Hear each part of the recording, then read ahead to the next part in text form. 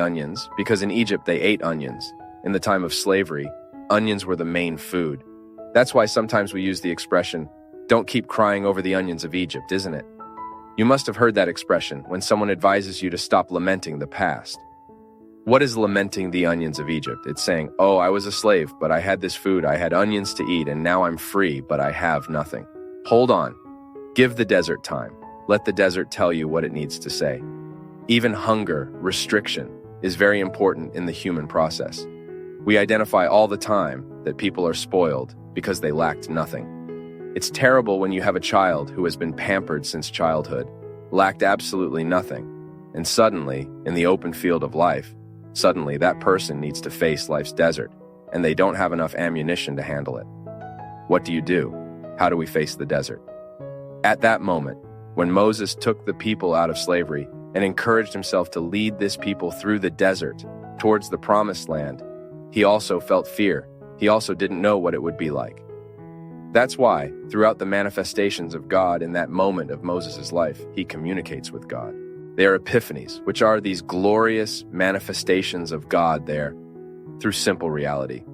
It's the burning bush, it's the stone that gushes water. Anyway, God talks to Moses, gives him signs that he is on the right path, but doesn't shield him from the unprotectedness that the desert causes him. So unprotected in that desert, materially speaking, he can establish a trust in God that no other comfort had given. You see how interesting it is? How the unprotectedness, the apparent unprotectedness, has a whole reserved care. And behind the scenes there, just like you, who are a father, a mother, create a restriction for your child so that they can mature, isn't it? Sometimes you take something away from your child so that they really feel the lack, so that later they can appreciate it. I repeat, many people go wrong in life because they lacked nothing. Then you notice that when there is too much lack, it can also cause an imbalance, a lack of trust in life, in people. Anyway, it's balance that works. When you start educating by providing protection and apparent unprotectedness, where that person will have to face the situation alone, even if you're watching from afar. I faced extremely difficult situations in my life, where it wasn't enough for the other to say, "I'm here." Why? Because they were mine. Even help. Looking to the side, knowing that you have a friend with you, that there is a mother, a father, a brother. But in many moments of our lives, this ordeal is to be lived in solitude. It's when I need to experience this feeling of being unprotected. Just like Moses experienced stepping on the discomforts of the desert. By facing those discomforts, he understood what the human condition is. So I also make this experience. You do. I don't want to spend my life in blissful clouds. I really don't. And that's why, since I was very young, when life was difficult for me, I found something in that discomfort that made me think higher, that made me think beyond. Moses, experiencing the discomfort of the desert, needed to convince those who were with him that that discomfort would be worth it. Oh, but some wanted to go back to slavery. Look how human weakness is very present in our lives at times of discomfort. How many people, let me give you a simple example so you understand. There are people who need to break up with relationships that are terrible, disastrous. That person only brings harm to you, you know that.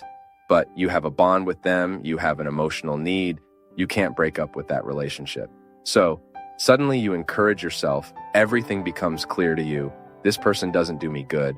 I can't marry this person because if in the time of dating, it's already like this, imagine in my marriage, later in my married life, it will become an even worse hell than it already is. Then you encourage yourself. You're motivated by people around you to break up. Then it's terrible on the day you break up. The suffering is cruel inside you. It seems like you'll never recover, that you only think about that person. Why? Because despite them causing you so much harm, you have a sick little bond with them of emotional dependency. You know they harm you, but you don't know how to live without them. Then you start taking steps. The first week is horrible.